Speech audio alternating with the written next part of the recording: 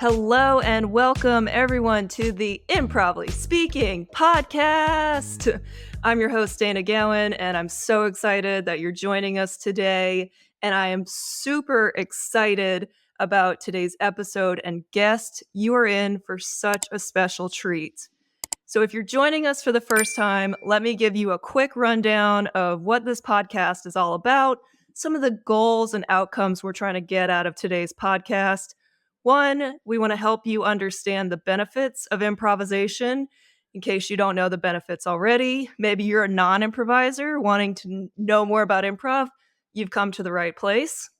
Two, to demonstrate how improv shows up in all aspects of our lives, and truly it does. This podcast is setting out on a mission to prove that, and I think we're doing a pretty good job so far. And three, to inspire you to try new things, get out of your head and judgment zone, and find creative outlets and passions that can help you. And a little fourth extra goal that I like to throw in really for myself and this podcast is to talk to inspiring and interesting people. And so far, 100 out of 100, all the guests on here have been amazing to talk to. And I know our guest today will be absolutely inspiring and interesting. So without further ado, let me introduce you to our special guest today, Amanda Bonar. Amanda Bonar is an improv and sketch comedian based in LA. Amanda is a member of the improv teams Wild and Dick Cannon, and now also The Sober Show. Wild hosts Indie Night at Upright Citizens Brigade, or UCB, which is an improv show featuring indie improv teams, local indie improv teams. Dick Cannon hosts Do the Dumb Show at UCB, which is a late night, very silly bit show. And we'll talk about this more. That is putting it lightly, that it's a silly bit show. There's a lot more to it than that. And she also recently joined and started The Sober Show, which is a new show at UCB that has sober improvisers performing scenes based on the audience's drunk stories. Amanda has appeared on improv podcasts like Improv for Humans with Matt Besser, The Dumbbells, and My Neighbors Are Dead. Please welcome the amazing, the awesome, the very active Amanda Bonar. Yay, Amanda! Yay me. Thank you. Thank you for having me here. I'm very, very excited to talk some improv. Yes, talking all about improv today. I love it. And I love that you're here. And I love, too, how we met. I had to think back a little bit on how we met because I will say the pandemic years kind of blend together a little bit. But we met in Jim Woods's one of the first Ouija's classes, WGIS, World's Greatest Improv School. I think they're going by Ouija's now. One of the first Ouija's classes, and I think it was Jim's class in June or July 2021. Does that sound right to you? Was it that long ago? Oh my gosh. Right? Now I'm questioning. Honestly, I don't know. I could have sworn it was like last year, but I'm pretty sure it was like July 2021. Wow. Yeah, that was the first Ouija's class I had ever taken. And yeah, I didn't know anybody in that class, which pre-pandemic, I felt like I knew so many people in the improv scene. And then post-pandemic, I was like, who are all these people who popped up out of nowhere almost? And now, it's like a whole new generation of improvisers. It's great. I love that. Yeah. And I mean, I know I popped up because I was doing mostly online improv. I did one class pre-pandemic in person, and then everything was online after that. And so Jim's class, we had done one class with Jim before that, and then he offered a part 2 Harold class, which I think is what you joined. And of course, it was the early stages of we were at Molly Malone's bar doing improv at a bar on a Sunday afternoon at 12 o'clock, like very early roots, early beginnings. It was fun. Yeah, that was a great space. It was a weird space to do improv, but I love it. Very weird space to do improv. I think one time I did a scene and I was very committed and I laid on the floor, like my character had to lay down or something. And I laid on the floor and put my face on the floor. And then the next day I did not feel well. And I was like, well, no wonder put my face on a bar floor. Like, that's disgusting. Oh, I'm so proud of you for your commitment to improv, though, that you put your own safety back of mind so that you, as your character, could do the thing that you felt was right. Exactly. I'm always saying I'm not committing enough, but there I sure did. And I felt the effects of that uh, commitment the day after. yeah, I've licked the Clubhouse stage floor before, and the Clubhouse is like a really shitty in a loving way, like a really shitty indie Correct. improv theater in Los Angeles, and it's a wonderful space that is never clean ever somehow. And Sure. I've licked that Mm-mm. stage floor before, and same thing where I later was like, "Oh, I'm gonna get sick 1,000%. There's no way I'm not. Yeah. It's gonna happen." I have to ask, and I know we're gonna get into more of the Do the Dumb. Was that part of the Do the Dumb show? It was not, but it was the same team. My team, Dick Cannon, Okay. has done a lot of very weird, crazy, stupid things, and yes, licking a stage floor was part of that. Our whole vibe. Perfect. Perfect. Amazing. Amanda, I'm so glad we met in Jim's class, and I have so many questions and things I want to start with, but I'll start with the most generic but also most fun question. Can you tell us more about your improv and sketch comedy journey? Like, how did you get started in improv and comedy? Yeah, I was thinking about this recently. When I was a kid, my parents would take me to see a lot of theater. My mom and I went to see a lot of theater. And when I was 10, an improv theater opened up in San Diego, like near where we lived. So I saw my first improv show when I was 10, and I loved it immediately, and I just thought it was magic. We went pretty often, and I just knew all the regular performers. It just was so cool. It, like, hit me at a very specific age. So I took a couple, like, kids improv classes when I was around that age, but I'd say my improv, Oh, like, nice. career started when I was, a freshman in high school. I auditioned for my high school's improv team. This was all short form, and I made the team as a freshman. I was the only freshman, and I was one of 2 girls. And then Wow, bravo. thank you. Oh, thank you so much. Yeah, I was really bad for 3 years. But then same thing in college. I ended up auditioning for my college's improv team. Again, like all like short form stuff. Made the team as a freshman, and then I did that for 4 years. And after that, I moved to LA, and I just kept doing improv. So, yeah, this I'll be 34 this upcoming year. So I've been doing improv for like almost 20 years, which is crazy. And so much of that, again, it was short form. Like I didn't start doing long form until I moved to LA. But it's so long. It's so long to be doing this. That's amazing. What a resume. Okay, first, I've gotta ask, you saw improv shows when you were 10. Were they family-friendly improv shows? They were labeled as kids shows? Yeah, it was a version of like comedy sports, which a lot of cities have. It's like a short Okay. form theater. And it is like it's a clean improv show. I think they sometimes do like a midnight show that is adults only, but like it's meant to be very family and kid friendly. That's awesome. I love that your mom took you to that. What cool memories, and that's so special.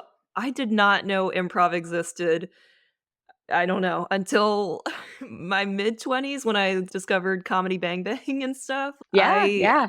That was a whole world that just wasn't available to me in New Orleans, in the South, really, where I grew up.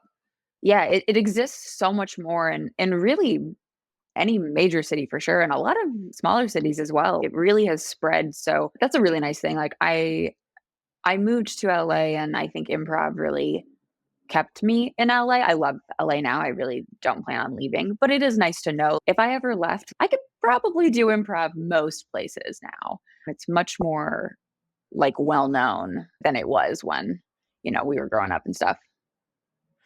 Yeah, I do love that it is spreading and it is in more smaller markets too, and I think people are really seeing the benefits of it and the love for it, and so that is cool to go to smaller cities and find the little gem theaters and go see a show there. I have to ask too, what was your favorite theater show with your mom when you were little? I saw a lot of musicals. Godspell is a favorite. I really love Evita. Nice. Chorus Line was a favorite. I would say those were the 3 that I loved the most as a kid. And then, like, when I got older, I got into, like, Last 5 Years and, like, some of the more, like, Sondheim and stuff, but as a kid, Yeah. probably Evita and Godspell for sure. Godspell still might have the number 1 Oh. spot in my heart. Oh, I love it. I feel like I'm, like, catching up for lost time because I just wasn't, like, a theater kid, like, we did sports. We did not do, like, arts a Ah, ton, and so now I'm like, I have to be more cultured and go to all these cool shows that I just didn't see as a kid, and I don't blame anyone. I don't blame my parents, mhm. it's fine. It's fine we didn't go see musical shows, but now I recognize I just want to now as an adult. Yeah, because 'cause you're doing, like, musical improv and stuff too, which is, like, a whole 'nother phew. Yeah, I won't claim to be good at it, but I am doing it and I am enjoying it, and it's really pushing me to have a better stage performance and a stage presence, and Mhm. also just be able to think of anything on the spot. Because if you can sing on stage and do a scene and a song, honestly, you can do anything else, is my opinion after doing musical improv. Yeah, I was gonna say, I bet regular improv feels easier or at least lower stakes after doing musical improv, where you're like, "Oh, I don't have to sing anything, I just have to great, okay, I can do this." For sure. I feel that so much.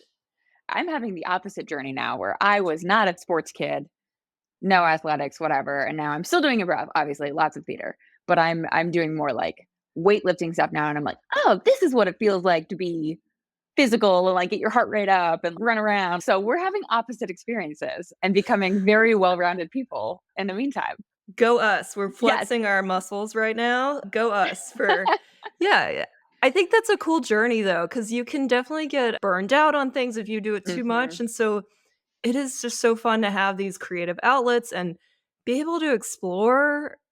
Sometimes I get so in my bubble of, like, work and being an adult, and you, like, forget to have fun and move your body and just enjoy yourself. So all these outlets like improv and working out, it helps me a ton. Yeah, absolutely. It's also just, like, each of these things feels like a nice little reminder to be like, "This is what life is supposed to be about." I also get really caught up in work and then just being like, "Oh, I worked. I don't wanna do anything tonight." And it's I Mhm. work because I have to, because I need money, because of society, but that's, like, not the fun part. That's not the thing that gives me energy from doing it, and so it almost feels like an act of rebellion to be like, "Yeah, I'm gonna have hobbies outside of work, and I'm gonna do them, and I'm gonna make friends, and I'm gonna have fun, and capitalism can't stop me." Take that world. I'm gonna still have fun even though you don't want me to, "Yeah, I'm gonna go play pretend on stage." with a bunch of other adults. "Yeah, it's cool. I promise." Yeah, we're selling it really well too right now. I so often, especially recently, have, like, had a lot of moments of really just being like, "How did I stumble into this weird subculture?" Like, when you're in it, it feels so encompassing, and I'm just like, everything is about, like, performance, and the teachers, and the teams, and the theaters, and then I'll talk to somebody, and they'll be like, "Oh, what hobbies do you do?" And I'm like, "Oh, I'm part of UCB," and they're like, "I don't know what that is." And I just, like, oh, this thing that is, like, my world you've never even heard of, or, like, you think I'm talking about Uh-huh. stand-up, which, like, is fine. People don't need to be all-knowing of the things that I'm all-knowing in, but it really does humble you a little bit when you're like, "Mm, yes, this is a niche thing in many ways." Uh-huh. Well, and I've also been humbled when I go to improv camp. So I'm amongst like 80 to Mhm. 90 other improvisers who that is all our Yeah. main hobbies. And then someone asks, "What do you do outside of improv?" And I'm like, wait, improv's my main hobby. Like, I'm supposed to have something else that I do. So that's always fun too. Is like, oh, I need another hobby outside of improv camp now just to be able to talk to other improvisers because everyone's so well-rounded. It's funny. That's kind of humbled me too. Wow, even amongst the improv nerds, there's still competition to be doing more. Right? Well, and that was one of my questions too. What has made you want to keep going in improv and comedy all these years? So you have 20 years of improv on your resume, and by the way, do not sell it short. Short form improv is still improv, and it's hard too, and it is a different type of improv. So 20 years, including short form, definitely counts. Yeah, I, in so many ways, am surprised and incredibly grateful that I am still doing improv. I had a lot of years that were really tough. They were really bad. It happened twice with both with my high school team and with my college team. I had a great audition, made the team, and then immediately just had zero self-confidence. And it's very painful to watch somebody on stage not having confidence. It's incredibly painful to be on stage and not have confidence. I've been in shows before that I almost did not speak during the show. Like, we were on the last game and I was like, "I literally have to say something, otherwise I will have done this entire show and said nothing." Oh And my like I said too, I gosh. was one of 2 females, like, on the team, and so it was like, people are noticing me, and I have nothing. I'm absolutely terrified on the back line, and I wanted to quit all the time. My practices were bad, my shows were worse. I had friends on the team, like, who I became friends with through the team. They weren't people I knew ahead of time, and that really kept me in, I think, and then eventually I just got better. I just got more comfortable, I got more confident, but unfortunately, the same thing happened. I had graduated high school being like, "I'm good at improv," and then I went to college and had the Mhm. exact same experience. I was good enough to get on the team, and then I was terrible for about 2 years. And yeah, and now I've learned so much from that. I've had such a roller coaster ride of an improv, like, history that I know where I am in my, like, ups and downs, and I know how to navigate those. So my hope is that I never have another 2-year period where I'm really struggling. I could get out of it faster, but those ups and downs are definitely still there. But at this point, I'm like, I mean, if I didn't quit then, when it was really hard, as long as I still as long as I still love it, I'm gonna keep pushing through the hard times and just keep getting better, and it'd be so silly to quit now. You're in too deep now. I'm You in just so been deep. doing it for so long. You just have to Yeah, stay in it now. yeah, and I think if I stopped liking it, that's one thing to be like, "Okay, this doesn't bring me joy anymore," or whatever, but I think as long as I still love it, even if I feel like I'm personally struggling, I think it's worth learning how to power through because that's its own thing within itself. I feel all of that you just said. I have about 4 years on my improv resume, so a fifth of yours. And this is one of my questions for you is I still feel I mean, obviously 4 years, not a ton. I still feel like a beginner, and I don't feel funny on stage a lot of times. I don't feel funny, in practices. Is the funny gonna come at some point? It's coming, right? I've gotta keep working on it. And yeah, you get in those periods, like you mentioned, like your 2 years of ups and downs and the self-confidence isn't there. So I appreciate you sharing that, and then I feel like there is hope that the funny will come and the confidence on stage will come too. Yeah, I have a few thoughts about all of that. One thing that helped me a lot when I was newer that I heard somebody say is, okay, I'm, 33 years old and I have been like trying different forms of art. And I've recently been into like collage, but I'm not good at it yet. And it's, well, I've only been doing it for like a year. Okay, so I'm a year old at this thing. Would you expect a 1-year-old to be good at anything? And so for a long time, I No. really did put that into the perspective of what I had of being like, "Oh, I've been doing this for 4 years and I'm not good at it." And they're like, "Yeah, is a 4-year-old good at anything?" Like, not really, so it's okay. They're good at getting into trouble and, There you causing go. mischief There you go. Good sometimes. at some things, better than a 1-year-old. The other thing that I think about a lot too, and it's kind of like a lot of ways how you, like, frame it as well of being like, I would bet money that a bad show for you now is at the same level that, like, a good show was for you a couple years ago. Yeah. Yeah, So it's spot like on.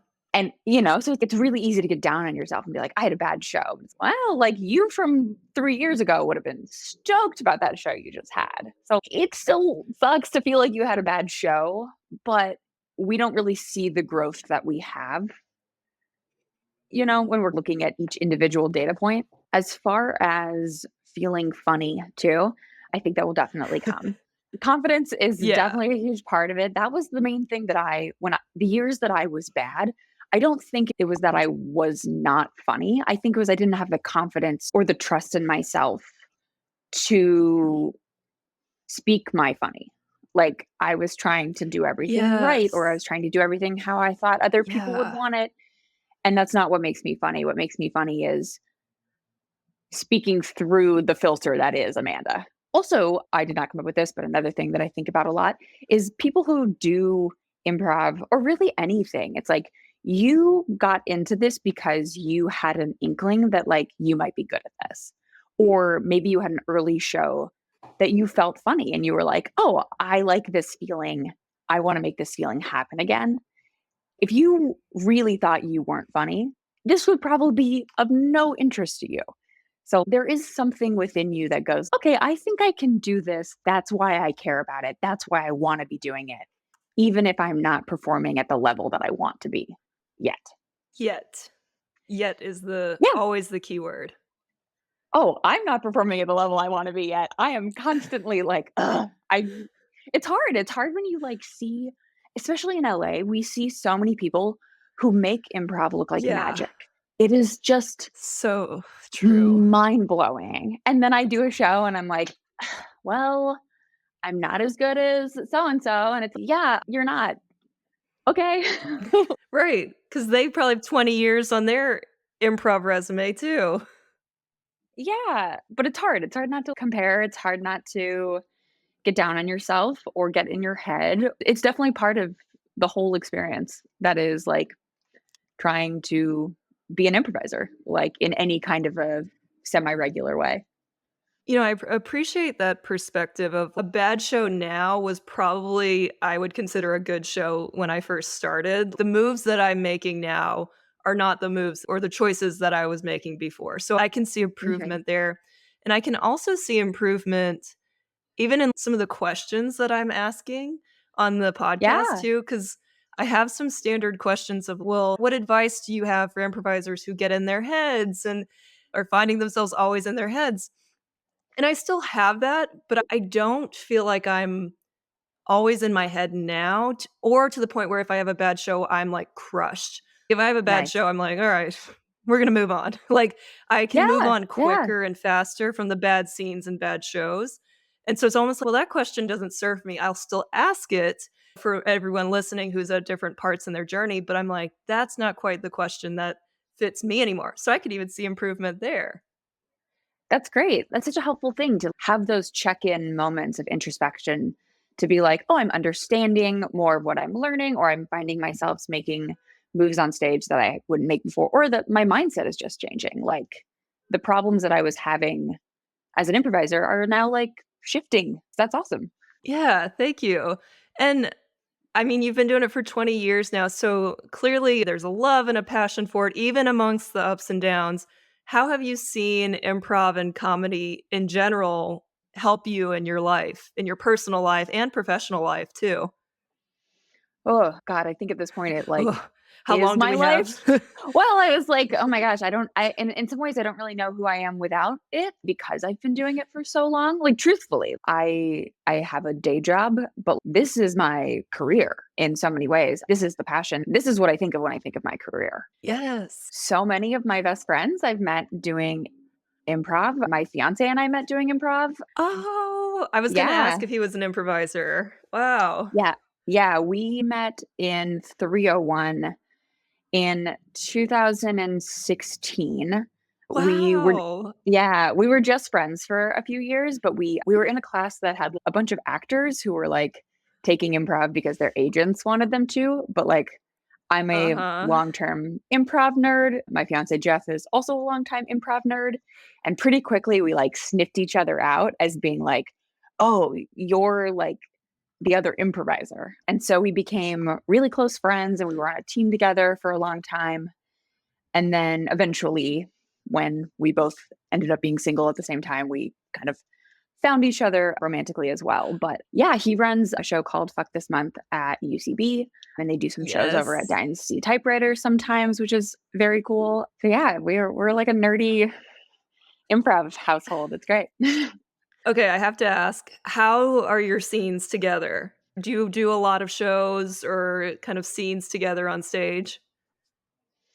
We don't perform together very much. Yeah, we used to be on a 3 prov team together, but that hasn't really come back since the pandemic. We're still friends with our teammate, we just don't really perform anymore. We've done a Okay. few shows together. We're silly. Like, I know his sense of humor so well, and he knows my sense of humor so well, so it's fun to set each other up like that.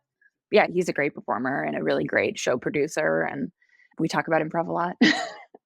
That's awesome. I have to ask because my husband does improv too. He was Yeah, in the class yeah. with you, and maybe it's because we were still new at it, like, all of our scenes just were not very good. Like, we would actively avoid going into scenes together, just 1, to play with other people, 2, but also, like, anytime I just couldn't suspend disbelief or something, I don't know, sometimes it just felt very hard to do scenes, and you would think it would be the opposite, and it's almost frustrating that it wasn't the opposite.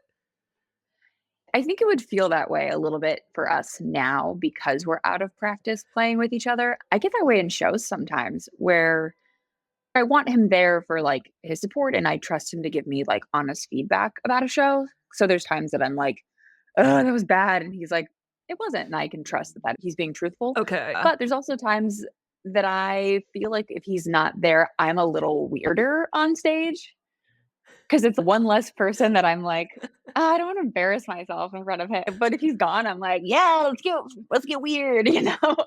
So I can see how having your husband in the class could be a little, like, distracting in a way, even though you have the same I'm goals, good. like, individually. I just picture you like, "I'm gonna lick all of the Clubhouse stage floors now. He's not here. Yes." Yeah, and then I come home and he's like, what'd you do?" "Oh, no. Not gonna kiss you tonight. No, Ooh." no, no, no, no. But yeah, going back to your original question, like, improv is really, like, I mean, in my relationships, and it's my hobby, it's my career, it does help with work as well. I'm a project manager, I work in marketing, and I think it really helps me be creative, be flexible, be adaptable. I'm good at talking to people. I'm really good at using humor to, like, diffuse situations, Yes. especially when timelines are tight and it's like I need a bunch of stuff from a bunch of people who don't have time and the client's, angry and everyone's like Mhm. kind of tense. I really being that person to be like, okay, ultimately, like, I'm gonna need what I need from you because I'm a project manager and that's my job. But how can we, like, use empathy and listening and humor and flexibility and, like, compromise to really, like, try to get the best out of everybody. And I think those are all skills that improv helps you with for sure. Yeah, I love that, and I can see it helped me a ton too in my professional life. I wanna ask, since you've been on stage, you've been performing for 20 years, so did you ever have any fears of public speaking, or were you always comfortable with all eyes on you, whether on stage or, like, giving a report or in the classroom or in whatever situation? I would say improv is, like, the one area that I am comfortable with that. Everything else, I'm like, "I don't want to do that, please." So surprising. Yeah, I didn't like giving reports in school. I did theater, I did plays, and then I do improv. I'm pretty good with anything scripted and anything improvised. I really don't like that middle ground of being like, "Yeah, just, like, go on, just, like, wing it and, like, just kinda hit these touch points." I'm the one being like, "No, we need to have a script. We need to, like, know who's gonna say what so that." Okay, so that's the sketch comedy in you. Yes, I feel comfortable 100% improv or 100%, like, written. The in between is hard for me. Yeah. It's so interesting, just, differences, because 'cause I'm almost to the point where I'm like, "Oh, whatever, like, I could wing it." It might not be great. My problem is sometimes I ramble a lot. I'm a talker. I think everyone listening who has listened to an episode is fully aware that I am a talker. I get it from my dad. Thanks, dad. And if I don't plan or script or at least outline then that's where I can go off the rails and talk for too long. So I do see the value in a script and writing it down and practicing because that makes it more efficient. But you're not afraid of public speaking though, and that's the whole point of this podcast is, like, how to get better at. Now I'm not. 10 Okay. years ago, I was totally afraid. I hated all eyes on me. I hated the spotlight. Don't look at me. Don't ask me to think of something quickly. Like, I need time to mull it over. I need all the time to plan and prep. It's scary when 2 or more people are looking at me at the same time. So I've come a long way in 10 years, I will say. Isn't it interesting that we've put ourselves in these positions to regularly be doing something that is terrifying? I mean, I love improv, but I still get nervous, and I have to remind myself, like, this is part of the process, like, being backstage, being, like, so nervous is part of it, and I just go, "Okay, this is part of what you signed up for, like, you're gonna be nervous, and then you're gonna feel really high afterwards, and part of that is because you feel nervous now." But then I also go, like, "Why am I doing this? Why am I putting myself in a position that I feel Right? this terrible right now?" But we do it. I don't know why. I mean, listen, I love laying on the couch, watching Netflix, and watching other people's creativity, but there is something about being on stage and discovering something with someone else, and it's totally made up on the spot. Watching it when it clicks, and then also being in it when it clicks. I feel like I Yeah. that's the chase. It's like I'm Yeah. chasing that discovery feeling. Going back to something you said before too about not feeling funny, I think keeping what you just said in mind of I'm going for that discovery, like shifting the Yes. focus from I'm trying to be funny to be like I'm trying to discover.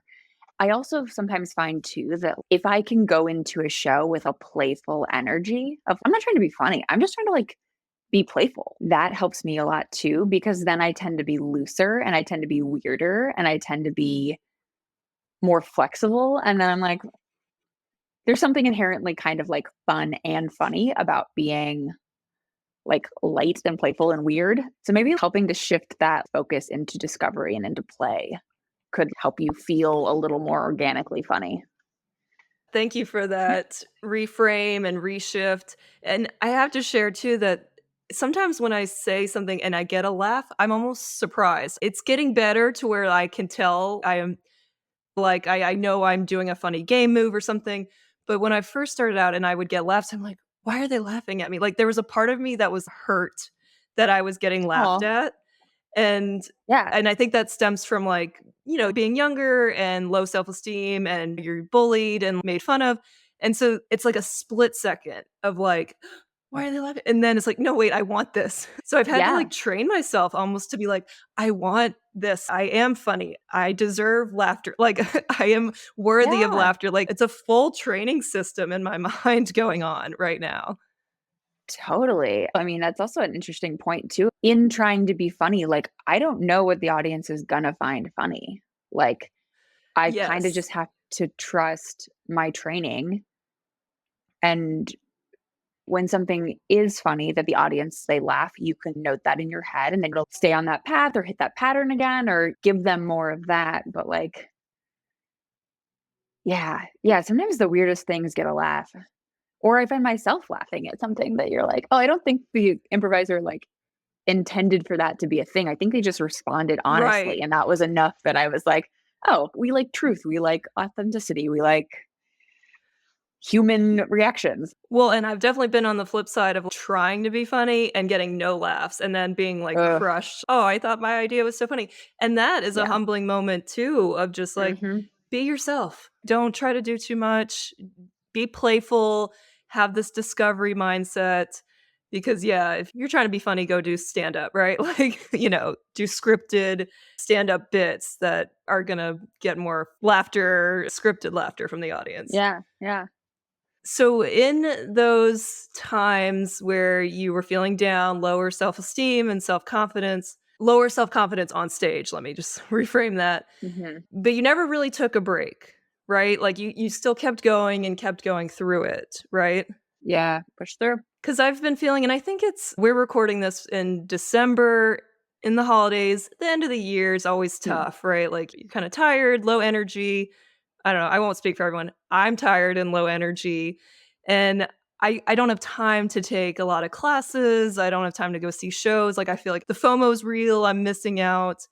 So, my question for you is, have you ever felt tired of improv to the point that you took a break, or you were like, "I recognize that I'm tired," or the self-confidence is low, but I'm gonna keep going?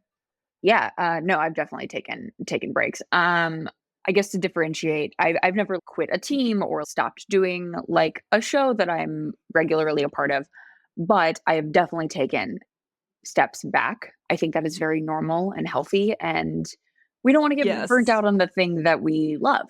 Also, around the holidays, definitely like improv is weird in LA. A lot of the regular shows aren't happening because they fall on a weird time or people go out of town early. You know, LA is a city of transplants, so it gets really dead in LA, which is great, but it's always the time of year that I'm not doing a lot of shows and then I go, "Oh my god, are all my teams falling apart?" And it's no, it's just a weird month Oh. where people are busy and they're traveling and there's holiday parties and it's totally fine. Yeah, in terms of like being tired and wanting to take a break, do it. Improv is always going to be here. I am not somebody who's always in a class. Like that just doesn't really fit my style. So, yeah, definitely. What's the thing about if you have a bunch of writers in a writer's room and they never leave the writer's room, eventually they're just going to start writing about being in a writer's room. It's good to have these. So, like, Oh, and that's so like, and true. then when you come back to do improv, you now have all these new experiences that you can like reference as opposed to being like, what did I do last week? I only went to improv shows and I only like practiced improv and I only had improv classes. And yeah, go live your life. No, that's so good, and I think I'm bringing that energy into just how I'm feeling today, Mhm. and also, yeah, feeling that pressure, like, I always have to be in a class or be on a team or have a show coming up, and it's just chill out, No. brain, like, we're fine, improv will always be here, like you said. Oh yeah. Yeah. It's not going anywhere. Also, too, sometimes if I'm tired of improv, what I'm really tired of is yes, I'm tired of doing shows. I'm tired of doing classes. I'm tired of watching indie shows. But what really brings me back Mm, to it is watching, like, a high level show and just being like, "I'm an audience member watching masters be masters," and then that really helps me re-fall in love with it. Because when you're at the Clubhouse, like, 4 to 5 nights a week and you're like, "I'm seeing a lot of okay improv," which it's amazing that there yeah, is a space for us to be okay. That is great, absolutely. but that's not the reason I fell in love with improv, so it's easier to get tired of Yes. it. Yeah, I feel very grateful that I'm in a position now where because I feel like when I first started and I had teams that I was trying to get off the ground, you pretty much had to say yes to anything you could get. Like, Mhm. people would be like, Yeah. "You wanna does your team wanna do a show? It's at 11 o'clock on a Sunday." And we'd be like, "Well, fuck, we haven't done a Yeah. show in 2 months." Like, we kinda have to say yes. And the more you do it, Mhm. hopefully, ideally, the more you can be like, "Oh, I'm doing it a ton." That means I can be a little more picky, like, for my own sake, knowing like, "Oh, I have work in the morning," or maybe I have a late show the next night, so I don't wanna do that 2 nights in a row. Like, we're adults. We Yes. gotta we gotta take care of us. For sure. Yeah, just chilling out. I don't have to rush this process. I can enjoy it and Mhm. just see the improvements as I go instead of trying to rush to get good fast. Like, it'll be fine. And I have to remind myself that because I'm very much a perfectionist and an Mhm. overachiever. And this is a whole, again, brain training thing that I am working on fixing right now. Yeah, that's a hard spot to be in, but it's cool that you're working on it. Oh, yeah. Well, and you mentioned too being backstage and still feeling nervous. So question for you, you're in the green room, you're about to go on UCB stage, like, all right, so some people don't know what UCB is, but in the improv world, we know what UCB is. I haven't been on stage there. It is my dream to get on UCB stage. You're in the green room, you're feeling nervous. What do you do as your pre-performance routine to calm those nerves and trust yourself? I remind myself that being nervous is part of the process. I Mhm. try to channel that nervousness into energy. So usually, I don't know, like shaking out my body or jumping up and down, or like a lot of times it just goes straight into telling my teammates I love them and I'm like, I got your back. I'm excited. Let's Oh. fun. Something that I make all my teams do, I actually don't make Sober Show do this, but I think I'm probably gonna start, is I like everybody to get in a circle, and I like us all to say what our intention is going to be on stage. I think Love this is a that. really Yeah. helpful practice. So I could be like, my intention, okay, I'm going to work on being committed and I'm going to work on like making character choices. And then everybody says theirs. And it's really helpful if you do get on stage and you're still nervous, you have this like touchstone. Or if you feel lost at any point, you can be like, okay, well, I'm just going to work on committing and I'm going to work on characters, and it grounds you a little bit. Yeah, 9 times out of 10, if I'm nervous backstage, as soon as I step out on stage and the audience is there and the lights and all that, that goes away. It becomes excitement. If I'm still Yes. nervous, then Yeah. when generally the first time I speak is when that starts to fade and then you're in it. But man, when I first started, I would get nervous about a show a week beforehand. And now, depending on the level of show, like UCB, sometimes I'm like, depending on what it is, I'm nervous that day or in the hours leading up to going to the theater. But now, pretty much like for the Clubhouse, it's like, for the most part, I only really get nervous like when the team before me, when their lights go out. Then I'm like, oh, okay, Mm, I'm almost done. yeah. So it's improved a lot, but it does depend on the stakes. It depends who I'm playing with. It depends who's in the audience.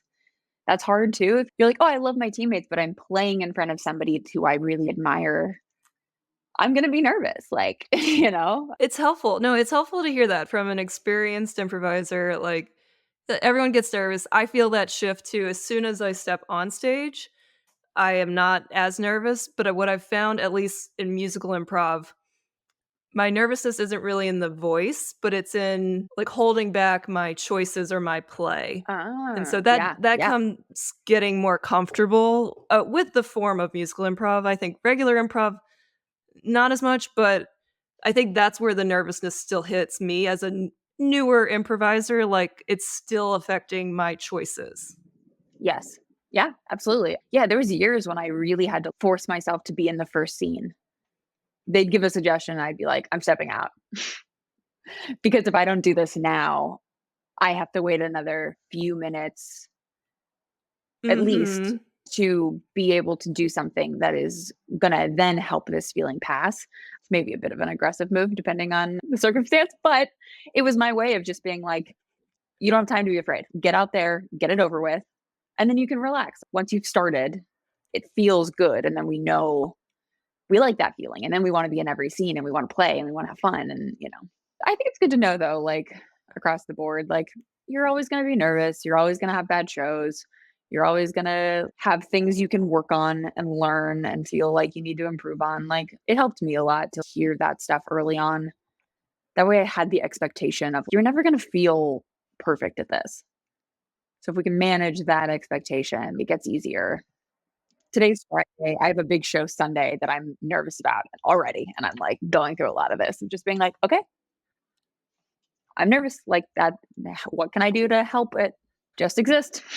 I like that too, of admitting that you're nervous, because so many times I've been like, "Why are you nervous? Stop being nervous. Don't be nervous." And that is Mhm, not helpful to anyone, especially myself, to hear it's, "Okay, I am nervous. Here are some tools that I can do to help calm those nerves." And also, I admit that this show that I'm doing still causes me a little nerves, and that's cool. I'm mhm, doing something new and exciting. That means I'm pushing myself and doing something different. See, we can reframe that too. mhm. Yep, it's part of the package deal. I love it. Amanda, I wanna take the quickest of breaks, and then I wanna talk more about your current shows that you're doing and hear more about how they got started and some of the funny, wacky things you've done on stage besides lick the stage floor. So, we will be right back.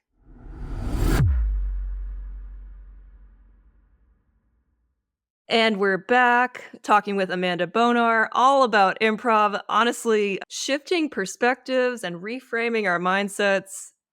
It is super helpful for me to hear all of this right now. It's hitting at the perfect time. And Amanda, I want to ask you about your current shows that you've got on the lineup. So I hear Wild is on a hiatus right now, but in the past, Wild supports indie teams, which I think is great. It gives a space for indie teams to perform. So I wanted to ask you, what do you think makes a successful indie team? Oh, I love this question. I definitely got started through the LA indie improv scene. We've talked about like UCB and how that is such a pinnacle of like improv theaters in Mhm. LA, really. But it's very hard to get on that stage. And traditionally, the only way to do that was to like make a house team, make a Herald team, make a mod team. These are teams that you audition for, and the theater goes, great, we'll take these people and then we will tell you when you perform. I Mhm. knew pretty early in my LA improv track that was not going to be what worked for me. Just that's just not who I am. That's not the kind of style that I'm good at. And so I really put all my eggs into the LA indie scene basket. What I think makes a good indie improv team, a group of people that you all like each other, like you're friends, you want to hang out, you want to Yes. bond, you want to play together because you're not going to get stage time initially. You want to like hang out together. Having a coach that you can regularly work with, I think, is the best way for an indie team to get better. I think this is one of the best ways to spend your money in the improv community. Like, you just get more personal attention working week after week with a coach. Generally, teams are not more than 8 people, so that's automatically, like, more Mhm. personal attention than you would get in a class that has, like, 12 to 16 people, and then I think just, like, being around, like, when I was starting in the improv scene, my teams would just go to shows and meet people and talk to people, and eventually showrunners were like, "Hey, you're here every month. Do you guys wanna play next month?" And we'd be like, "Yes, please." And that's how we Yes. started getting shows. And I run an indie show still. My team, Dick Cannon, has a Clubhouse show that we run monthly, and we've had it for 5 or 6 years now. Wow. Oh my gosh. Yeah, it's old, but I love putting up new teams. 'Cause I'm like, "Yeah, come, have fun, try new things." You gotta get stage time somewhere, and I love giving new teams stage time where I can. So was Dick Cannon an indie team starting out? And by the way, I love the team name Dick Cannon. That's, mwah, amazing. Thank you. Thank you. Yeah, we met in 201. And we formed out of that class. There was 5 of us originally, and then it ended up becoming 3 of us, and it's been 3 of us for we've been a team for 8 years. I think it's been the 3 of us for Oh my 7 gosh. of those years. And yeah, we were just like improv nerds who liked hanging out and wanted to do improv, and we got our Clubhouse show, like, not too long after we formed, and then Wild my other team, Wild, is also an indie team. I only have indie teams, really. So, I think it's the best way to do improv because you are, like, kind of picking people that you like as people and you like as performers, and you can really have these amazing teams and working relationships and friendships, and it's really cool. And Dick Cannon has, like, multiple different shows, right? So you have the Clubhouse show and then the Do the Dumb show, which is we alluded to that earlier. Yeah. Yeah, I was gonna say we gotta get into, Do the Dumb. Do the Dumb is a bit show. So pre-pandemic, UCB used to have a bunch of late night shows. They were midnight shows, and basically these were the spaces where you could do lots of weird whatever you want because frankly, not that many people are coming to them. So the people who are coming, like, they want something you can, like, only see at midnight. Right. And so we used to love these shows. We used to go to a bunch of them. And so pre-pandemic, we pitched this idea called Do the Dumb, which is basically where we ask comedians to come perform their dumbest ideas. And we were actually supposed to have our first show in April of 2020. It did not happen, obviously. Oh, man. Yeah. But post-pandemic, when the theater reopened, we repitched it and we were like, and they were like, all right, come do it. It's a very, very fun Yes. show. It's so silly and weird, but we've done a bunch of dumb stuff. Like, we talked about licking a stage floor. I've been naked on the UCB stage 3 times now. I've peed my pants on the UCB stage. I have What? Oh my god. Yeah, we did a bit where we stood at the 3 of us stood in a kiddie pool on stage chugging water and Oh my god. intentionally all Peter Pans. I've eaten a bunch of gross stuff. I've eaten spoonfuls of mayonnaise. I heard that was a recent What else have we one. done? One on my team That was was a like, recent yeah, I went one. to the Do the Dumb show, and if they got something wrong, they had to eat spoonfuls of mayonnaise, and all of us were like, It "Oh, was so no." bad. It was so much worse than I imagined it was gonna be. We've hit each other with, like, Yeah. electric fly swatters, Oh my god. we've just done all sorts of stuff. Like, at this point, we're like, "Okay, what haven't we done, and how can we" Oh, we've made out on stage a bunch, like so, yeah, it's like that kind of a space where you're like, you gotta be kind of fearless and weird, and it's definitely, like, such an interesting side of improv to explore. Very clowning. I mean, clowning, they do a ton of this type of thing where you're Right. like, "Oh, you go to a That's clown show true. and you're gonna s" yeah, you're gonna see somebody's dick. Yeah, somebody's gonna get naked at a clown show. I think that's the common theme right now of clowning. I do clown Yeah. classes where it's more like exploring what you're Yeah. feeling in the Good, moment. good. Yeah, yeah, Um, yeah. I love how there's a joke here of like when you're trying to conquer your fear of public speaking and people say, "Well, picture the audience in their underwear." Well, you've done the opposite. You've been in your underwear or less on stage, and the audience has been fully clothed. Yep, both. I've been in just my underwear a bunch, and I've been not in my underwear a bunch. Um, yeah, I was really nervous going into that show, obviously, but it felt very Yeah. freeing. It was also so funny because, again, the 3 of us have been a team for 8 years now, and it's me and 2 guys, and we were like, "All right, it's gonna be weird. We're gonna see each other naked," but we were all so in the moment because we were doing stuff while we were naked. We weren't just, like, standing there. We were, like, Okay. we're cleaning. We were moving a bunch of stuff. It was, like, part of a sketch, and afterwards, we were like, "Oh, wow." We were all so in the moment and continuing on with the sketch that none of us actually saw each other naked, That's and awesome. we were like, "Okay, Yeah. I guess that's the best case scenario." We did the thing without, like, it being weird between us. That's impressive, really, and it didn't stop you dead in your tracks. One way or the other, you were not phased, you all continued with the sketch and the scene, and I'm sure it was very fun for the audience to watch you all. Yeah, it was also very funny because all 3 of our partners were in the audience, just like, "They're doing Oh, this, okay." oh my gosh. You're so brave. That's a brave, courageous thing to do. Yeah, I'm gonna go ahead and agree with you. It felt courageous. Well, okay, so you've got the Do the Dumb show, your indie shows, and then the sober show. How did this come about? Because this is a relatively new show at UCB, right? Yeah, the Sober Show, it's pretty new and it's really interesting. I think you said it in the intro, but this is a show of all sober in recovery performers, and we're doing improv based off of people's drinking stories. And sometimes we even share our own drinking stories, which is one of my favorite parts is like hearing the former lives of the other cast members. This was a show that I first saw. This was Jim Woods's idea, and him and Will Hines, Okay. a former guest, they put up the Sober Show at a little theater in Glendale called the Glendale Room. And this was Mhm. maybe a year and a half ago at this point. And I was like relatively newly sober and I saw that it was happening.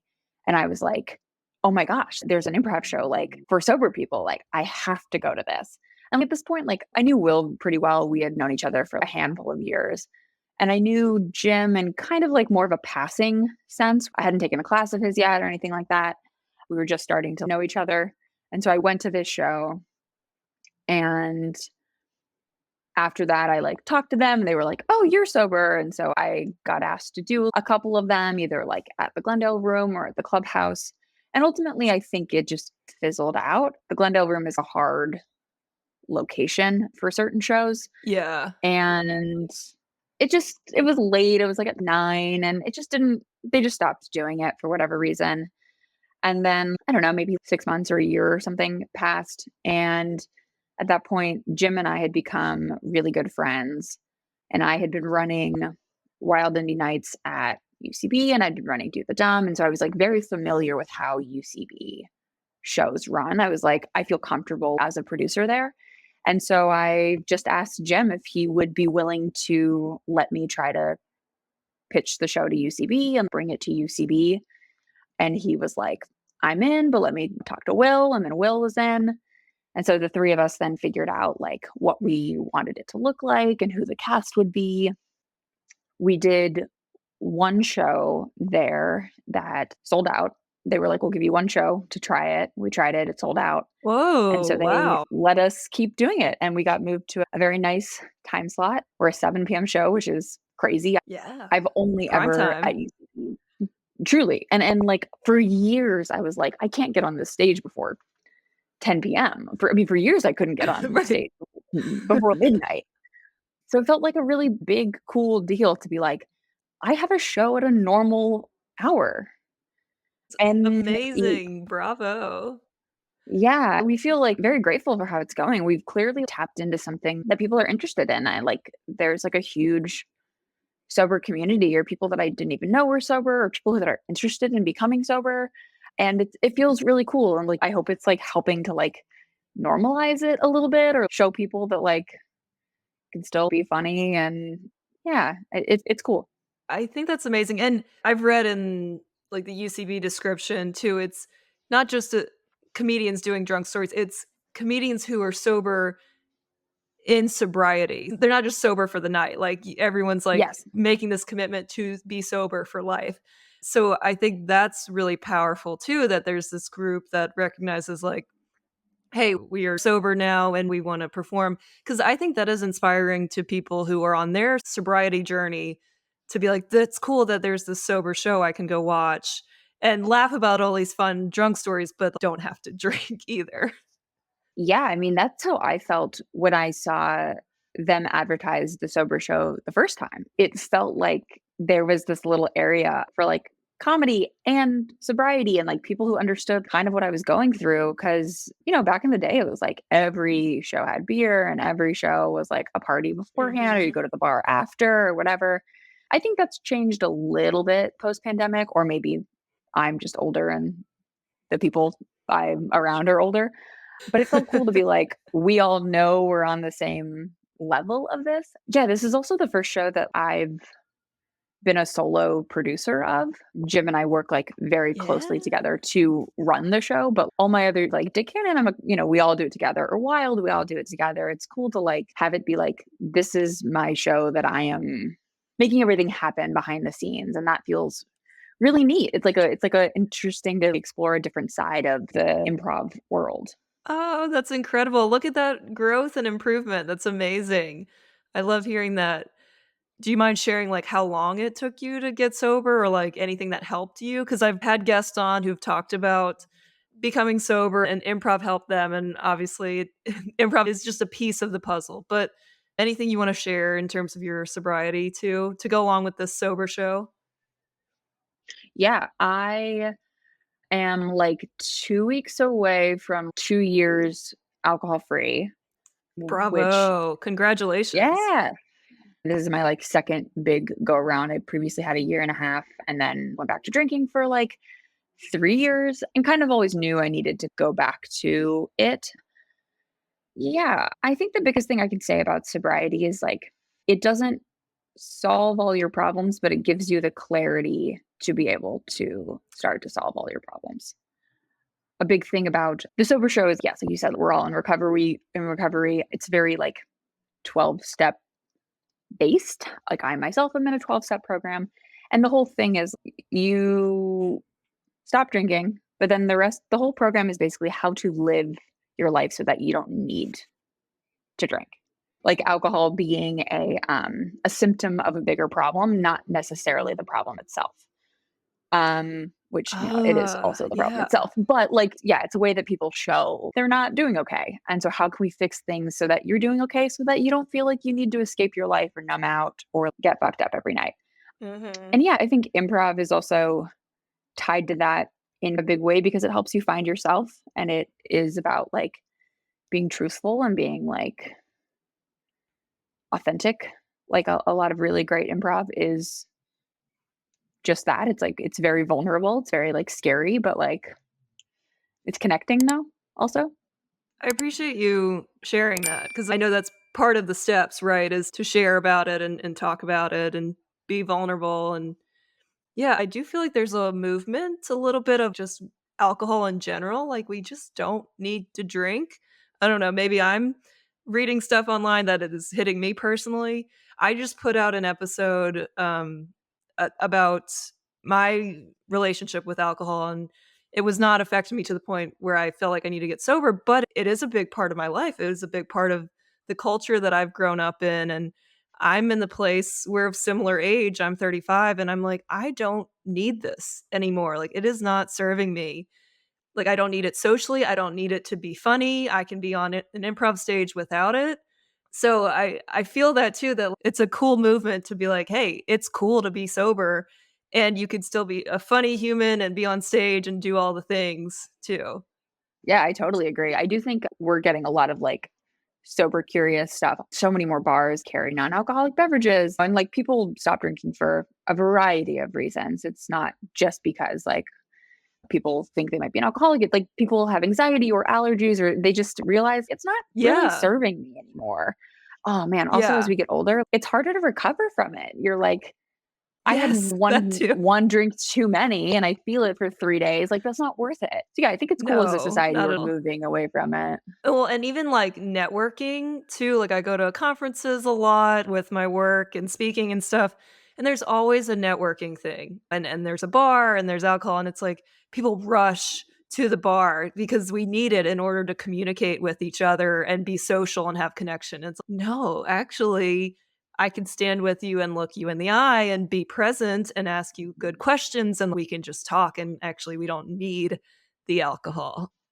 Yeah, 1,000%. There's so many benefits to not and, when I was drinking, I didn't wanna hear any of those benefits. I wanted to do what I wanted to do. So, sometimes it's hard to, like, talk about alcohol as a sober person without coming across as preachy because I certainly understand the reasons that people want it, but I do agree with you that, like, the benefits greatly outweigh the temporary in the moment benefits of being like, I'm relaxed and I'm not nervous and I am blah, blah, blah. And it's like, it's been shown that that effect of alcohol only lasts for 20 minutes. And then after that, it starts to Oh, drop off wow. in your system. So then you have to re up to try to get it again. And that helps me a lot too. What times when I'm like, oh, I wish I could drink right now. And I'm like, for what? So that I feel okay for 20 minutes and then it starts a cycle that is like terrible. Yeah. Learning how to better communicate and be more confident and know yourself is overall like such a better long-term way to deal with those kind of problems. I didn't know that stat about the 20 minutes, so not even a full sometimes indie show length. So if you drank before improv, like, it wouldn't even help you for a full indie show. So it's not even helpful to drink beforehand. I say that because have had drinks before shows, and I sit there, like, stewing in my nervousness, like, it feels even more heightened, the nervousness, and I'm like, "Okay, I'm never drinking again before a show because it's not helpful like you think it would be." Yeah, I totally agree. So you are performing in shows, you're producing shows, you're doing all the things. Where do you see your improv journey headed? Do you have any big improv success goals? Like, if I make it on this, then I've made it and everything else will be a bonus.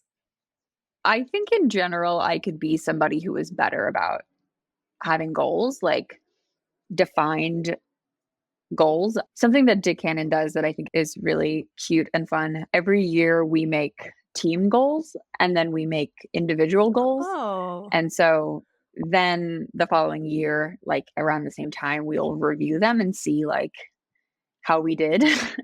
And that's that is the awesome. only like real thank you. It's the only like real record I have of coming up with a goal. My goal for this past year was to become better known as an individual improviser. I get booked a lot with my teams. This was pre-sober show. Wild gets booked a lot, Dick Cannon gets booked a lot, but I don't really get asked to do a lot as an individual.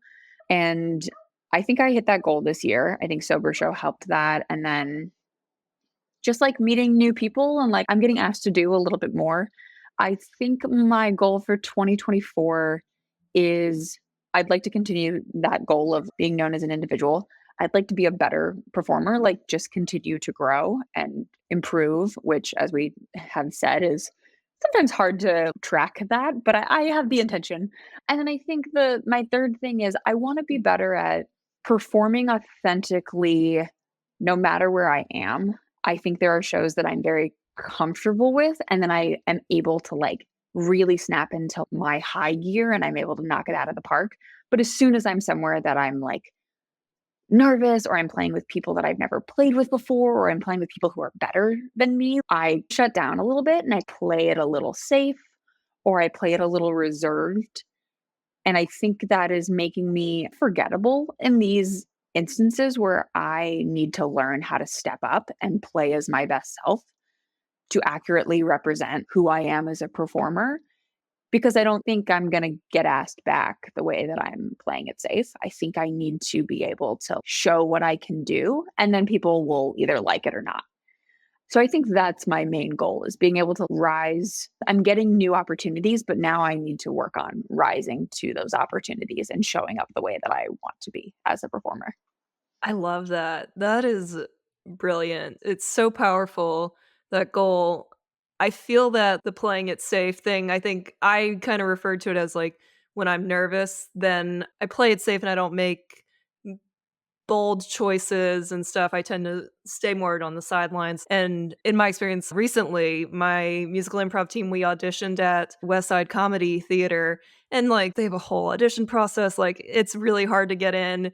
We knew it was very difficult, but it was a 15-minute set too, so it's so quick, and I could feel it, like, my throat was dry, I didn't feel as playful, and I definitely was more reserved in that 15 minutes, so I at least feel what you're talking about too, of that, and yeah, just, like, being more playful and not playing it safe, like, being the player that we are too, and being okay with being that player, but not the safe player that we default when we're nervous. Yeah, I fully agree with that. And I acknowledge too, it's hard. Like I wish it was as easy as me just being like, I'm gonna do this differently. I'm still trying to like hack for myself. Okay, I know what I want to do. Like, how do I now execute that? It's funny, like even the timing of this podcast, because I've like definitely been feeling more insecure on stage, and I feel like I'm not playing at the level that I want to be or that I'm capable of. I'm in a little bit of a slump, and it's now I am trying to figure out, okay, how do I fix that? How do I get out of that? How do I like start to show up for myself in this way? And I know that I'm still going to have occasional shows that I go like, I played it safe or I was not confident or whatever. But like as a whole, how can I start to turn this around? And it's hard. I'll let you know how it goes. Well, I imagine the pressure of the slump compounds and makes it even harder to get out of the slump because you're like, I'm in a slump.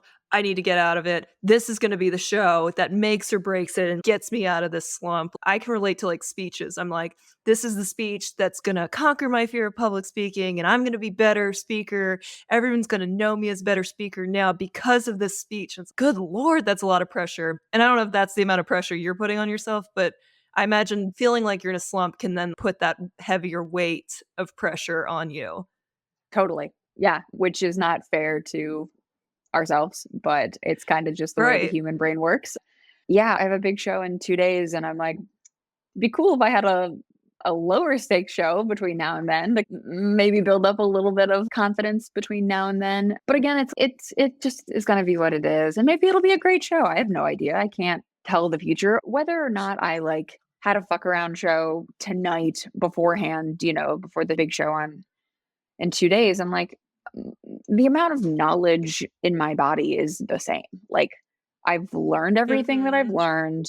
I am who I am. It's all going to come out the way it comes out. I can't really control it. I'm still going to be so nervous though. I'm going to think about me talking in this moment.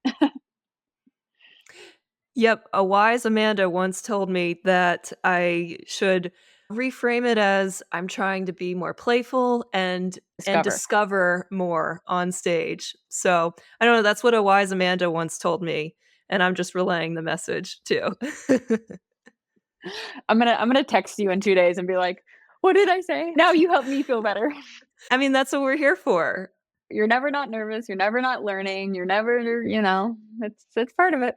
I appreciate you sharing because it helps. Because sometimes you leave the stage and you're just like, God, that was terrible. But then everyone else seems okay with it. So then you're like, am I the only one that feels this way? And I must be the only one struggling. And I don't think that's the case, but we just don't voice this kind of stuff all the time to hear it. Well, I think you're gonna do great. You are gonna crush on Sunday. You're gonna be great because you have not only 20 years of experience, but you're super fun, you're super playful. You have stood on stage naked. You have licked a stage floor. You've eaten spoonfuls of mayonnaise in front of people. You have done all of the dumbest things in front of an audience. So you standing up and doing improv, which you are fully capable of doing, will be fantastic. Thank you. I'm gonna take a little recording of you just saying that and then play it as I fall asleep. Right? Okay, I might not have the reel ready for Sunday, but I will clip that, and then we'll put that up, and that can be for every improviser too, but mostly Okay. you, because probably no one else has done all of those dumb, fun things on stage like you Yeah, have. yeah. No, nobody should. I shouldn't have, but Alright, so we are in December 2023 recording this, and this will get released in 2024, so any creative goals you want to accomplish? You do improv, you do sketch comedy. Are there any other creative outlets that you're trying to dabble in?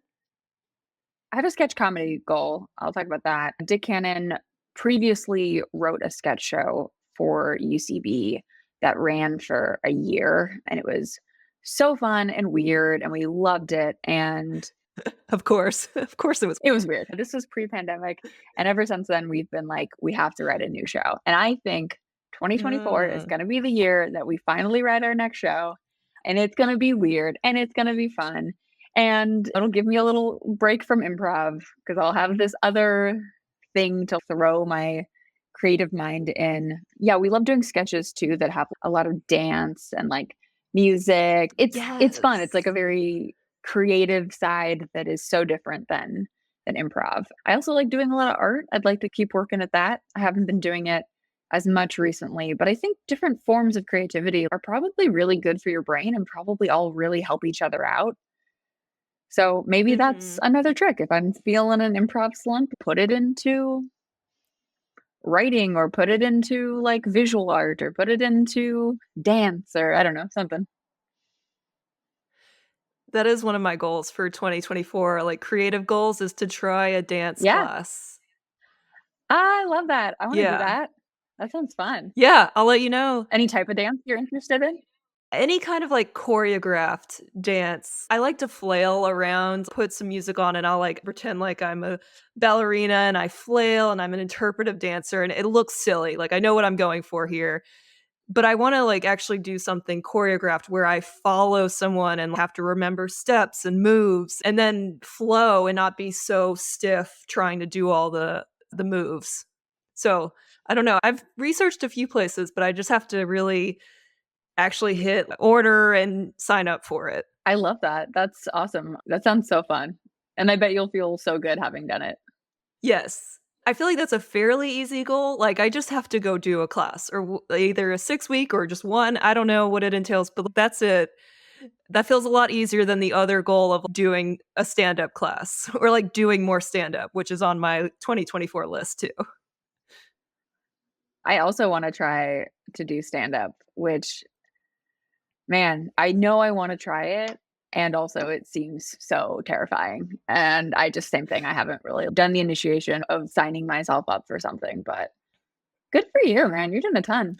Well, I did one class, that was my goal in 2023 is to do a stand-up class, and I did one, like a 4 week, like, almost bare minimum, and I loved it, though I enjoyed it, it was with a very supportive instructor, Solange Castro, she created a really supportive environment, it was really great, and so I just have to, I think, keep going. I have some bits and I've written stuff and I'm just, like, scared to do the open mic stuff, it's very intimidating, and once I do it, I'll be fine. Yeah, that's a big leap, and that's, like it's scary too, like, not only to do it, but you're like, "I'm entering into a world that I don't really know."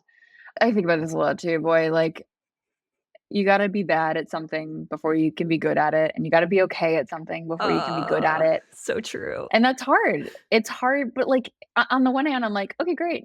If I just know that's what it's gonna be, then I can be easy on myself about it." But on the other hand, I'm like, "Cool, so I'm gonna start something knowing I'm gonna be bad at it." I think I'm a little bit of a perfectionist like you, and I'm like, "I don't want that. I wanna be good at it. I wanna be good at things." So, I commend you for trying this new stuff that is notoriously very hard and scary. Thank you. But the more that you do it, right, the less scarier it is, and Yeah, I will take all the classes in the world. Classes, I think, are an easy kind of foot in the door to actually try something, so I will take all the classes, but yeah, open mic nights, I have to just step in and just do it and force myself to do that. Amanda, last question for you. I ask this to almost every single guest, so I have to ask it to you as well. How do you embody a yes and or growth mindset in your life? We've talked about it for the past hour and a half, but I'm sure you have other ideas. So, how do you embody that? I definitely think I have a growth mindset. I'm somebody who I really like self-help books and I do want to better myself. I hope I'm achieving that in some way. Maybe everyone in my life would disagree. I think just like trying to get better at the things that I love or that I want to be better at. Wow, that was not an eloquent sentence, but you know what I mean. It's all good. Yeah, no, I yes, and it was wonderful, right? And we've just been talking about that too, of like Yeah. signing up for things you're not good at. That's a yes and as Mhm. well. Yeah, totally. Yeah, also with the yes and mindset, I do generally try to say yes to things that are new. That was one of my goals for a long time is just like say yes to new opportunities. Like we were talking about stand up and stuff. I was like, if somebody asked me to do a stand up show tomorrow, I'd be like, wow, I'm terrified, but I think I should say yes. I think that's something that I don't have a reason not to. Like, yeah, I should say yes to things that I think could challenge me or provide me with a new experience, which I think is both a yes and possibly a growth as well. So, wow, I just won that assignment. There you go. Boom. Mic drop. And I forgot to ask too, for 2024, you mentioned your fiance. You recently got engaged. I saw your post on social media. Congratulations. That's so exciting. Thank you. Yeah. Do you have a date set yet? We do. The venue contract is not quite signed yet, but we're looking at Okay. October of 2024. Oh, yay. How long have you guys been married? 7 years. I should know that quickly, but Aw. June 2016. So yeah, 7 years. And then we've been together for like 15 because we met our Wow. freshman year of college. Aw, I love that. Yeah. Oh, I think that's another creative outlet for you is wedding planning too in 2024. Yeah, yeah, that's probably gonna be some of that too. Talking about taking a break, like, you gotta shift your priorities to be flexible, so You've got a big fun event coming up that does take a lot of planning, but it can be fun. I did stress out too much in the planning, and it's just so much fun. You'll have a blast, especially with a bunch of improvisers at your wedding. I imagine you'll probably have quite a few. Oh god, what a party.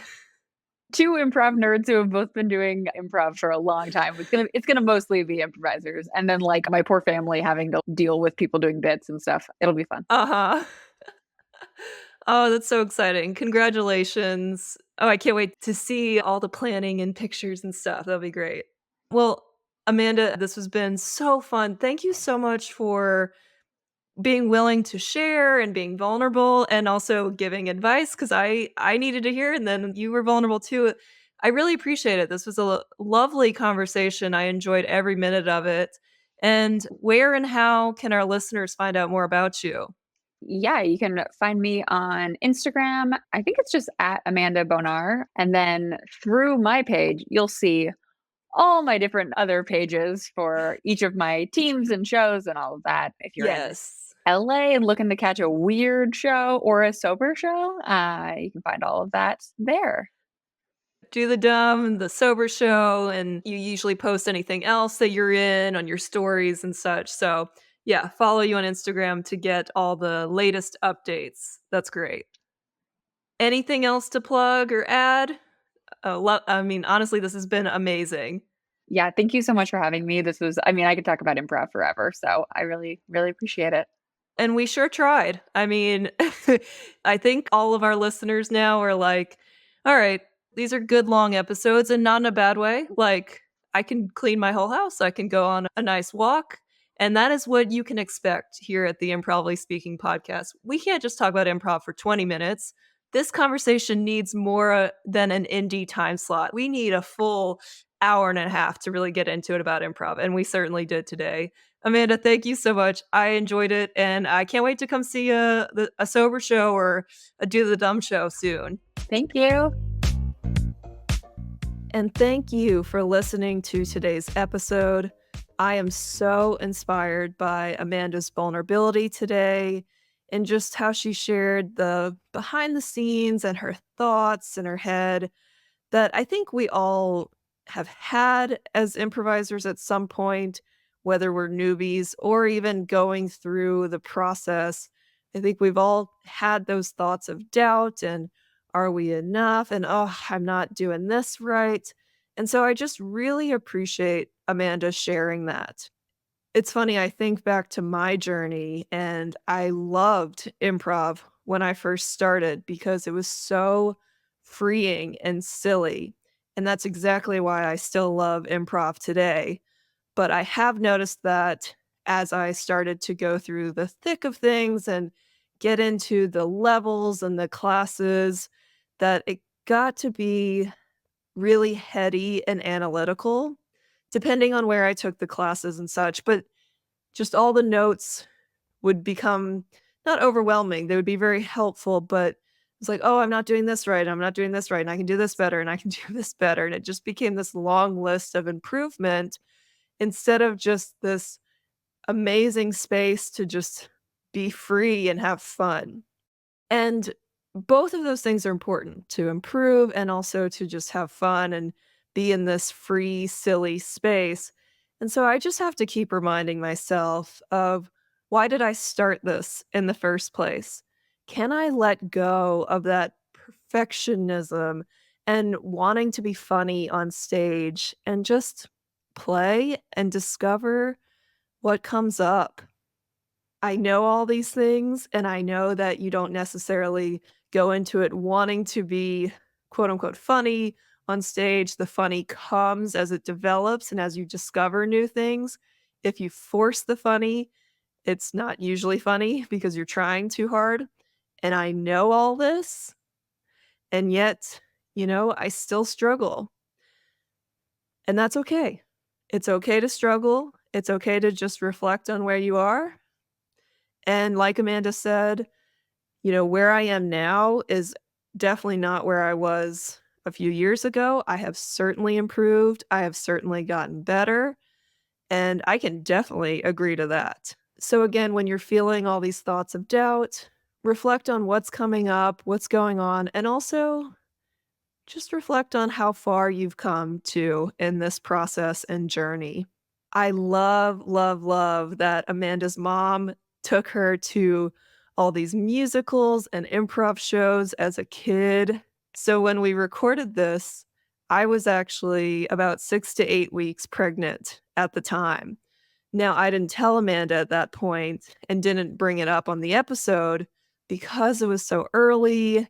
I don't even know if we had gone to the doctor at that point just to confirm and make sure everything looked good. I really wanted to get through the first trimester before I told a lot of people. So I didn't bring it up. But as she was talking about it in the episode, in my head, I was like, "Oh, that's so sweet." I hope that I can take my little girl, and I didn't know it was a little girl at that point, but I was like, "Oh, I hope I can take my kid to musicals and shows. I really hope they like that."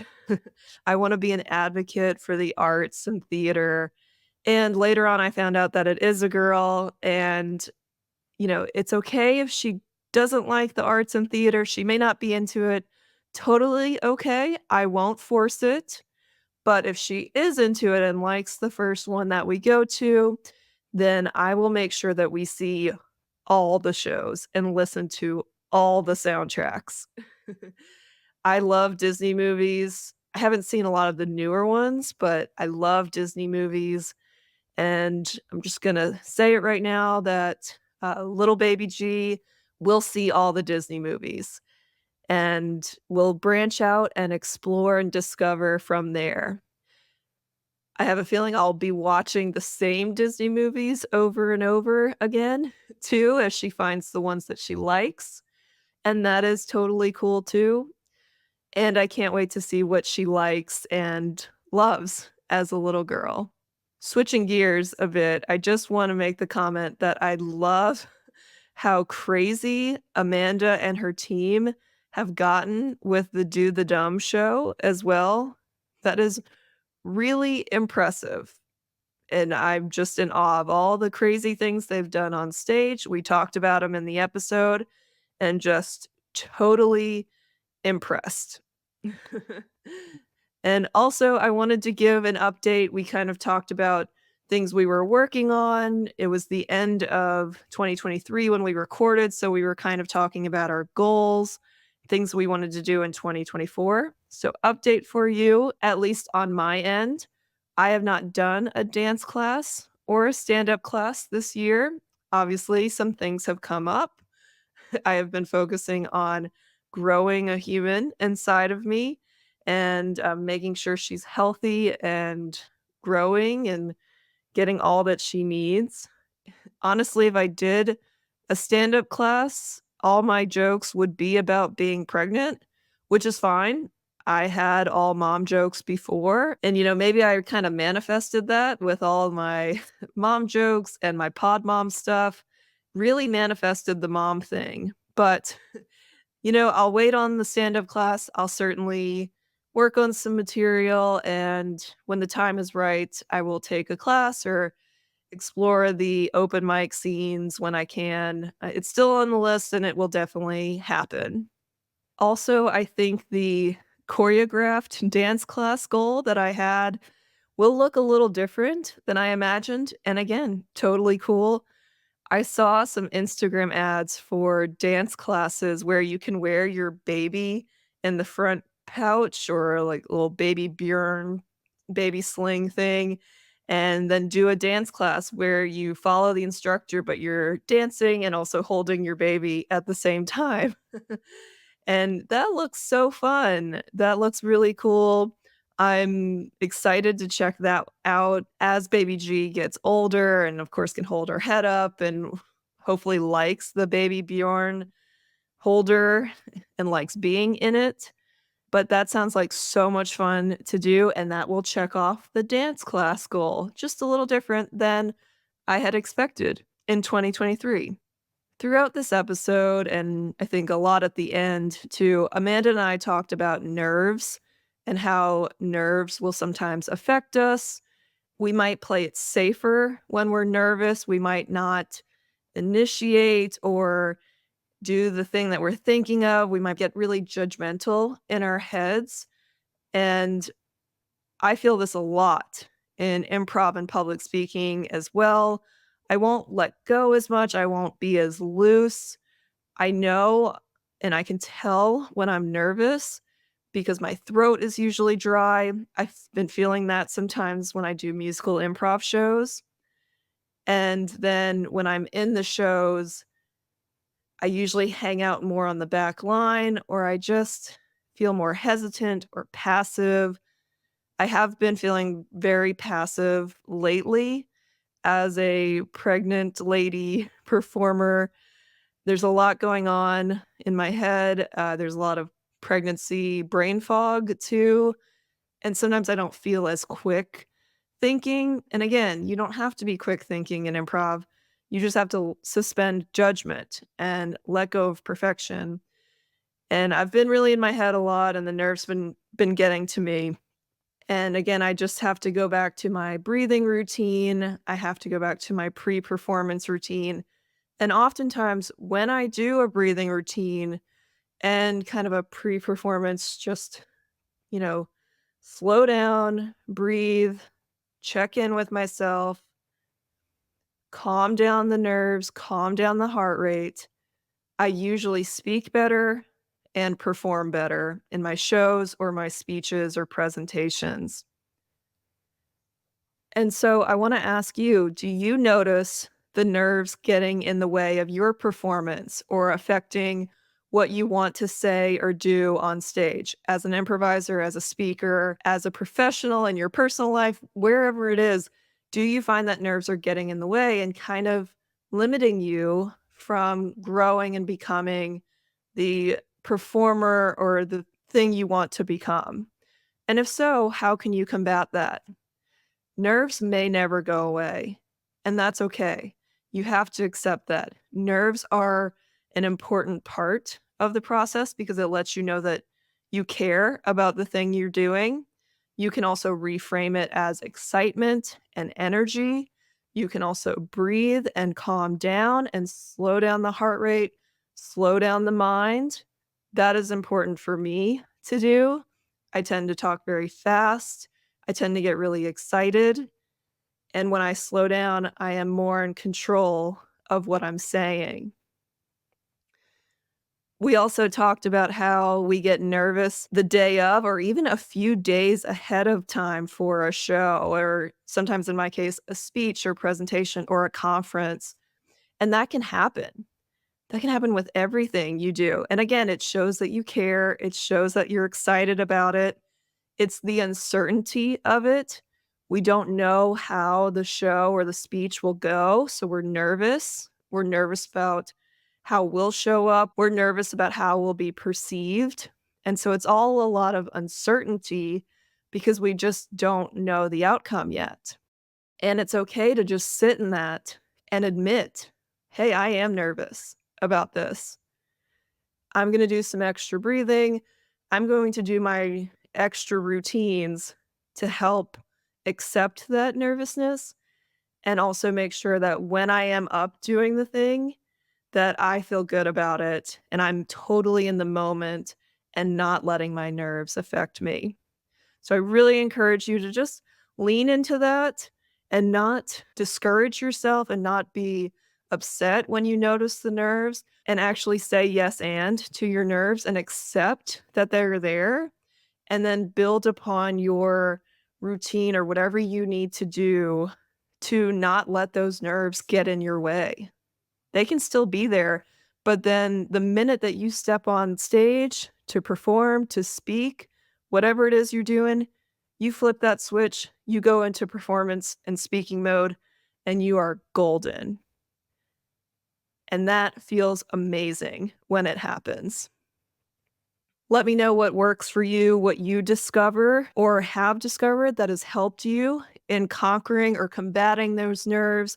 Or I hesitate to use the word conquering because you don't have to conquer it. You just have to work with your nerves and accept them, and then also build off of them and make sure that they don't get in the way when you are performing. So I'd love to hear from you what works for you. Please reach out about that or anything else that you enjoyed in this episode, any cool takeaways that you had. Please reach out to me on Instagram. I'm at Improvly Speaking. On LinkedIn, I'm at Dana Gowan. And my website is improvryspeaking.com. I also highly recommend giving Amanda a follow on social media so that way you know when her shows are coming up.